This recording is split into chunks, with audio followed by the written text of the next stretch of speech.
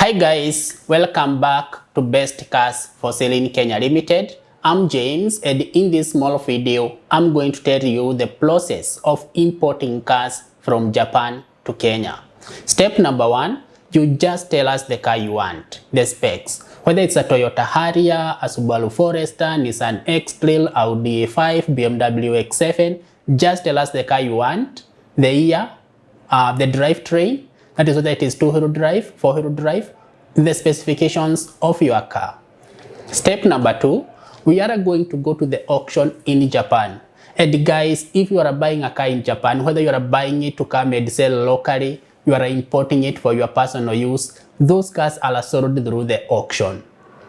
And all cars in the auction, they come with what is called an auction sheet. So, the auction sheet is prepared after the car has been thoroughly inspected. Japan, once you decide you want to sell your car, it is thoroughly inspected. And these guys do not cut corners. Wanakuambia kama hii gari iko na rust, kama iko na wear and tear, whether it has ever been repainted, whether it have engine problems, whether it has ever been an accident. All of this information is reflected in the auction sheet. Once they are done with the inspection, they grade these cars. And the cars are graded from grade 6 all the way to grade 0 or repaired. Grade 6 is a brand new car. We have grade 5.5.